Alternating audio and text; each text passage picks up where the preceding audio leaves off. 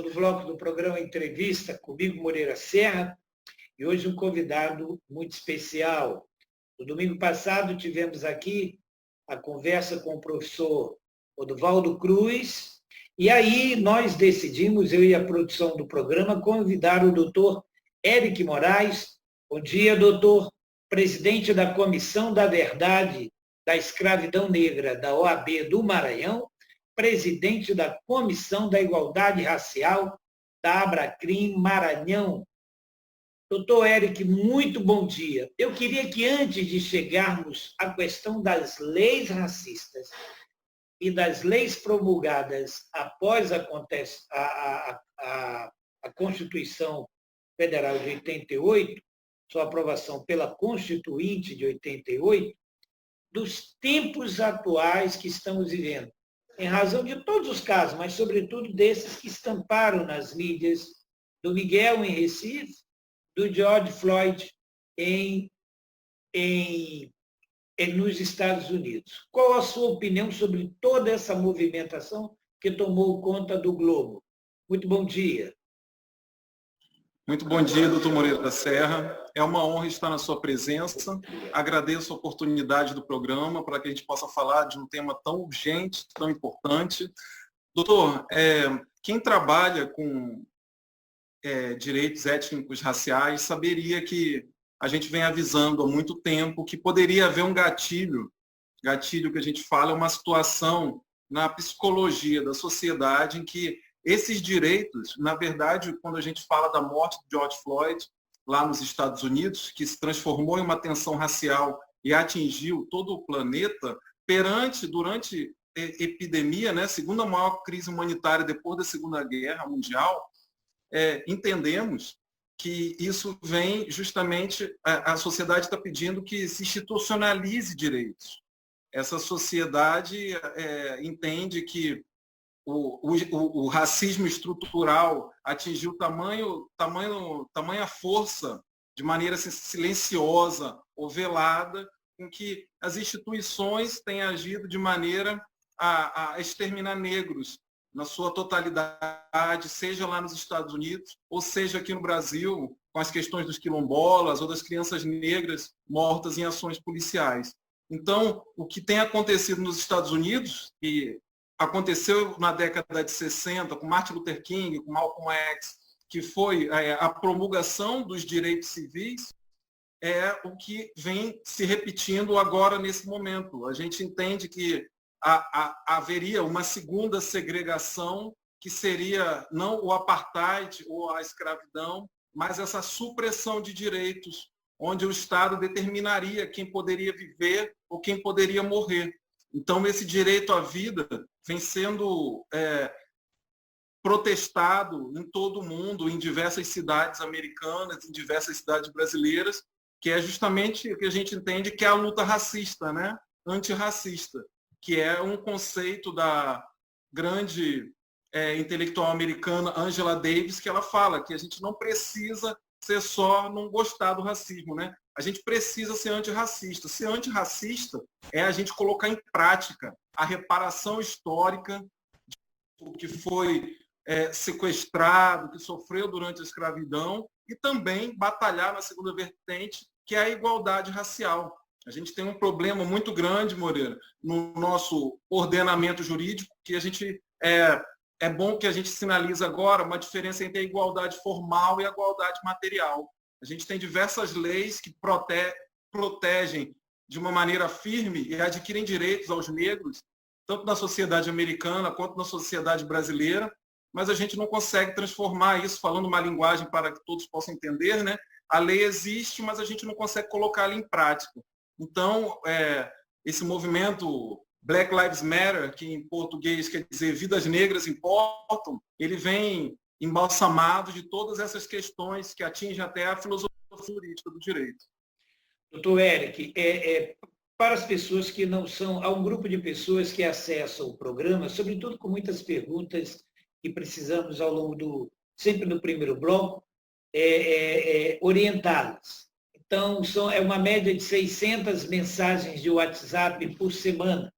Então, vamos contextualizar na questão da Associação Brasileira de Advogados Criminalistas, a ABRACRIM, Ordem dos Advogados do Brasil e Seccional do Maranhão. Qual o papel e qual a importância dessas duas comissões que o senhor preside, que a OAB e a ABRACRIM agora disponibilizaram para a sociedade maranhense, para a sociedade brasileira, qual a importância dessas duas comissões e do seu papel nesse cenário hoje que se precisa mudar urgentemente? Exatamente. A pergunta é excelente. Quando a gente trata de Comissão da Verdade da Escravidão no Brasil, doutor Moreira Serra, a gente vem falar de reparação histórica. Reparação histórica é uma ciência no que visa que todo esse momento, que foram quase 400 anos aqui no Brasil, o Brasil foi o último país a decretar uma lei que só tem um parágrafo, e quando a gente fala uma lei que só tem um parágrafo, a gente fala justamente que essa lei evitou fazer essa reparação. Lá nos Estados Unidos, o negro, quando foi liberto, ele ganhou um pedaço de terra e um jumento, que hoje em dia se compararia a um carro. Aqui no Brasil, essa lei só tem um parágrafo, ela trata somente da abolição da escravidão e não vê nenhum tipo de indenização ao negro brasileiro.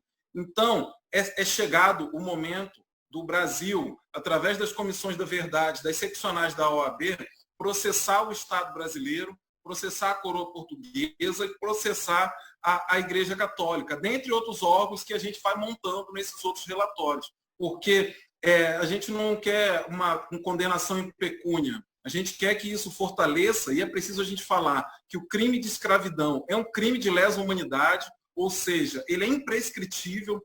Até hoje, a gente não tem a condenação do Brasil e desses entes que fomentaram o tráfico negreiro, que construíram nossas cidades à base da escravidão, e a gente precisa fazer com que esse processo tenha a condenação para que a gente possa fazer a reparação histórica, para que a gente possa ter a nossa história contada de uma maneira não só pela visão, tem um dialeto africano que diz que enquanto o leão não aprender a escrever, a história vai glorificar sempre a história do caçador. Então, o que a gente pretende com essa reparação histórica é contar o lado do perdedor, que foi o negro brasileiro, e resgatar a história dos nossos heróis, resgatar lugares históricos para a nossa sociedade, e principalmente a OAB, que é o único órgão que trabalha com a reparação no Brasil, que resgatou já Luiz Gama. Luiz Gama foi um negro que, impedido por leis da época, foi impedido de ser advogado, mas em 2015 recebeu sua carteira da OAB em memory, assim como Esperança Garcia, que foi um trabalho da Comissão da Verdade da OAB do Piauí, onde ela é considerada a primeira advogada brasileira, que também peticionou à época ao governador do Maranhão e do estado do Piauí, seguindo as ordens das convenções filipinas que ordenavam o nosso ordenamento jurídico, fazer com que essas pessoas, a gente possa contar a história desses heróis negros que até então estão invisibilizados por culpa do racismo estrutural na nossa academia. Vamos dividir agora os próximos minutos nas leis anteriores à Constituição de 88, a nossa Constituinte. As leis que são denominadas racistas. Fale um pouco sobre elas, doutor Éric, por favor. É fundamental a gente contar essa história para a sociedade, de modo em geral, entender o contexto qual a gente encontra o cenário do negro na sociedade. Em 1824, houve uma promulgação de uma lei que considerava os seres semoventes. Essa é uma linguagem jurídica, quer dizer que os negros, para que as pessoas possam entender, os negros seriam objetos. Em 1839, é promulgada outra lei federal proibindo que os negros frequentassem qualquer tipo de escola, principalmente a instrução primária e qualquer outro tipo de educação lhe fosse dada. Em 1850, e daí a gente precisa voltar para 1830 também, é onde Luiz Gama encontra a brecha jurídica para libertar e se tornar o maior advogado da história do país, libertando em plena escravidão mais de 1.000 escravos. O Brasil decreta duas leis, doutor Moreira Serra. Uma em 1830 e uma em 1850, proibindo o tráfico negreiro. Ora, doutor, quem chegou a partir daquele momento se encontrava em ilegalidade perante o ordenamento jurídico brasileiro. E era assim que Luiz Gama, aproveitando a brecha jurídica que lhe permitia advogar através de uma carteira de provisão que durou até 1934 na Constituição. Você prestava conhecimento jurídico perante o tribunal, recebia essa carteira de provisão e ele exercia a advocacia pro bono, libertando mais de 1.000 escravos nas chamadas ações de liberdade. Aí daí, em 1872, a gente tem o início da construção de algumas leis, chamada Lei do Ventre Livre. Ora, se a criança nascia livre, mas os pais eram escravos, ela provavelmente se tornaria escrava. A lei do sexagenário, ora, a média da população brasileira era 52 anos. Obviamente, o escravo que tinha média de 23 anos não sobreviveria até 60 anos. E em 1880, a gente tem, 1888, a Lei Áurea, que a gente considera uma lei racista, em virtude de ser uma lei que só tem um parágrafo, não trata de nada de reparação e nem abre a possibilidade de qualquer política pública que possa amparar aquele povo que vai deixar de trabalhar. E daí a gente tem, em 1890, lá nos Estados Unidos, o negro, quando foi liberto, ele ganhou um pedaço de terra e um jumento, que hoje em dia se compararia a um carro. Aqui no Brasil, essa lei só tem um parágrafo, ela trata somente da abolição da escravidão e não vê nenhum tipo de indenização ao negro brasileiro. Então, é chegado o momento do Brasil, através das comissões da verdade, das seccionais da OAB, processar o Estado brasileiro, processar a coroa portuguesa e processar a Igreja Católica, dentre outros órgãos que a gente vai montando nesses outros relatórios. Porque a gente não quer uma condenação em pecúnia, a gente quer que isso fortaleça, e é preciso a gente falar que o crime de escravidão é um crime de lesa humanidade, ou seja, ele é imprescritível.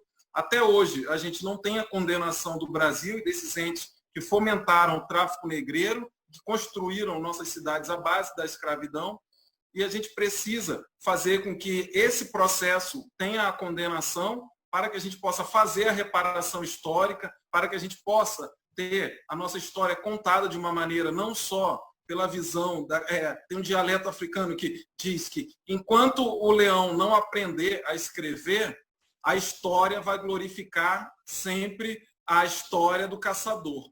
Então, o que a gente pretende com essa reparação histórica é contar o lado do perdedor, que foi o negro brasileiro, e resgatar a história dos nossos heróis, resgatar lugares históricos para a nossa sociedade, e principalmente a OAB, que é o único órgão que trabalha com a reparação no Brasil, que resgatou já Luiz Gama. Luiz Gama foi um negro que, impedido por leis da época, foi impedido de ser advogado, mas em 2015 recebeu sua carteira da OAB, em memory, assim como Esperança Garcia, que foi um trabalho da Comissão da Verdade da OAB do Piauí, onde ela é considerada a primeira advogada brasileira, que também peticionou à época ao governador do Maranhão e do estado do Piauí, seguindo as ordens das convenções filipinas que ordenavam o nosso ordenamento jurídico, fazer com que essas pessoas, a gente possa contar a história desses heróis negros que até então estão invisibilizados por culpa do racismo estrutural na nossa academia. Vamos dividir agora os próximos minutos nas leis anteriores à Constituição de 88, a nossa Constituinte. As leis que são denominadas racistas. Fale um pouco sobre elas, doutor Éric, por favor.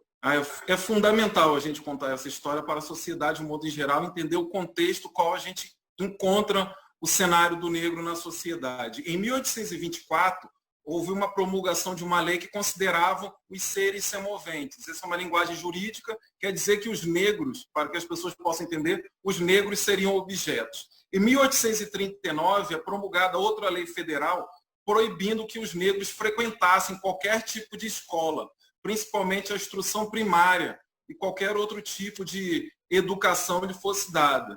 Em 1850, e daí a gente precisa voltar para 1830 também, é onde Luiz Gama encontra a brecha jurídica para libertar e se tornar o maior advogado da história do país, libertando em plena escravidão mais de 1.000 escravos. O Brasil decreta duas leis, doutor Moreira Serra. Uma em 1830 e uma em 1850, proibindo o tráfico negreiro. Ora, doutor, quem chegou a partir daquele momento se encontrava em ilegalidade perante o ordenamento jurídico brasileiro. E era assim que Luiz Gama, aproveitando a brecha jurídica que lhe permitia advogar através de uma carteira de provisão que durou até 1934 na Constituição. Você prestava conhecimento jurídico perante o tribunal, recebia essa carteira de provisão e ele exercia a advocacia pro bono, libertando mais de 1.000 escravos nas chamadas ações de liberdade. Aí daí, em 1872, a gente tem o início da construção de algumas leis, chamada Lei do Ventre Livre. Ora, se a criança nascia livre, mas os pais eram escravos, ela provavelmente se tornaria um escravo. A Lei do Sexagenário, ora, a média da população brasileira era 52 anos. Obviamente, o escravo que tinha média de 23 anos não sobreviveria até 60 anos. Em 1880, a gente tem, 1888, a Lei Áurea, que a gente considera uma lei racista, em virtude de ser uma lei que só tem um parágrafo, não trata de nada de reparação e nem abre a possibilidade de qualquer política pública que possa amparar aquele povo que vai deixar de trabalhar. E daí a gente tem, em 1890, apenas 2 anos após a escravidão, a Lei de Vadios e Capoeiras, que dá início ao encarceramento em massa da população negra. Ou quando a gente fala de vadios e capoeiras, os negros tinham se colocado para fora da rua, eles não tinham mais onde morar, e os capoeiras eram o esporte número 1 praticado pelos negros. Então, daí a gente tem o início hoje ao que a gente vê essa maioria da raça negra ocupando a população carcerária. E a gente tem também, em 1934, daí eu vou pular a criação do Partido Negro e da Revista Negra para dizer que, em 1934, o termo eugenia aparece na Constituição Federal. Olha o que seria o termo eugenia. Eugenia significa a miscigenação da sociedade. O governo federal brasileiro, já um pouco antes, em 1911, começa a patrocinar passagens, dinheiros, todas as populações caucasianas europeias. Elas vêm para o Brasil, ou seja, aquilo que era para ter sido fomentado ao povo negro, que construiu esse país à base de muito sangue, estupro e sodomia, foi entregue à população branca, porque em 1880, no primeiro censo brasileiro, se viu que 80% da população brasileira era negra. Então era preciso acabar, isso foi um problema que gerou na nossa elite brasileira. E daí, em 1937, a gente tem a proibição do Partido Frente Negra Brasileira e também da revista A Voz da Raça, que foi instituída pelo Estado Novo, com Getúlio Vargas. Daí a gente já vem passando para 1951, a Lei Afonso Arinos, que fala do crime de racismo, onde fala que ele, na verdade, não é um crime, ele é uma contravenção penal. É a primeira vez que o racismo aparece tendo algum tipo de penalidade. E daí a gente chega a 1968, onde a gente tem a primeira lei de cotas, que se chama Lei do Boi, onde 50% de cotas das escolas agrotécnicas ou técnicas que estivessem nos interiores, nos grandes lugares, que era onde a maioria dos negros moravam, elas estavam reservadas a filhos de fazendeiros e latifúndios. E em 2000 até 2010, a gente tem a PEC das domésticas, que causa grande furor na sociedade, mas a gente consegue ter uma ruptura aí do trabalho do negro, e daí a gente já começa a falar de outras leis, né, que não são leis racistas, são leis que vêm a empoderar o povo negro. Nós temos 3 minutos e meio, quase 4. A gente vai até estourar um pouquinho, um minutinho. Então, me sintetiza o porquê da atual Constituição, onde é que ela se situa no tempo, no espaço, em razão de tudo que o senhor descreveu, e qual a sua expectativa, mas isso muito rápido, nós vamos voltar a falar desse assunto no programa. E qual a sua expectativa? 2 minutos e meio, porque eu preciso ouvir depois a sua consideração final. Contextualiza esse tempinho. Sim. É de grande valia a promulgação da Constituição, porque ela prevê no artigo 68, na DCT, o resgate das comunidades renascentes quilombolas. Ela prevê também a punição de crime por racismo. Ele se torna inafiançável e imprescritível. Apesar de haver um racismo institucional, que faz com que exista um contorcionismo jurídico, em que esse crime de racismo, que é o que a gente precisa combater e que existe na nossa academia jurídica, transforma em injúria racial, ou seja, não é inafiançável, a pessoa entra na delegacia e sai. Então, a gente tem vários ganhos, como também a lei de cotas, a gente tem a PEC das domésticas, a gente tem também aqui no estado do Maranhão a lei de cotas para concursos públicos. Doutor Eric, esse é um tema que precisa ser profundamente abordado no programa e eu já convido o senhor para a semana que vem nós gravarmos novamente. Eu vou pedir permissão para a emissora que o programa se estenda por 20 minutos, o seu bloco, e a gente vir com frequência. Nós ainda temos 1 minuto e 51. Eu queria suas considerações finais e qual é a sua expectativa em razão de tudo isso que se sucedeu neste período de pandemia. Sua expectativa como cidadão, como homem, como negro, como membro de família, como chefe de família, como irmão, filho, pai até, talvez. Me sintetize para que os nossos colegas e telespectadores possam ver a angústia que o senhor está submetido desde sempre e que isso está gerando uma expectativa muito grande de que o mundo, sobretudo o mundo jurídico, também mude. Racializando esse assunto e trazendo também para o ambiente jurídico, é um momento de guerra para todo o povo negro. A gente teve a resolução número 11, que prevê a remoção de quilombolas no território de Alcântara, e a gente tem também uma obra do DENIT, visando a ampliação da BR-135, também visando a remoção de quilombolas. Isso vai gerar aí na destruição de praticamente 50 quilombos diferentes. Então, é durante a pandemia, durante essa grande crise humanitária, que a gente percebe que o negro ele não é tratado como ser humano, ele não tem o direito, aquele artigo 5º, que é o direito à vida, nem a dignidade humana, esses dois artigos que são os mais importantes da Constituição Cidadã de 88. Então, é preciso que a gente lute, movimente a sociedade e explique ao governo federal, à sociedade, que pretos, quilombolas e pardos, eles não são inimigos da sociedade, ao contrário, eles construíram esse país e talvez estejam neles a solução para toda essa desigualdade racial, porque o Brasil nunca vai deixar de ser um país atrasado enquanto não resolver essa mácula cultural da sua história. E para você, telespectador, e para você, doutor Eric, já fica aqui o convite marcado no mesmo dia de hoje, na semana que vem, mesmo horário, para que a gente grave um outro programa por um pouquinho de tempo extra, para que a gente encontre uma solução para isso. Eu já sou sexagenário. Eu espero muito, muito antes até de morrer, que eu possa ver dias melhores para todos nós, sobretudo para o povo, o seu povo, o povo negro, o povo que está vivendo sob essa condição desumana desde o Brasil colônia. Doutor Eric, muito obrigado, boa sorte no seu trabalho, competência não lhe falta e, sobretudo, compreensão de todos.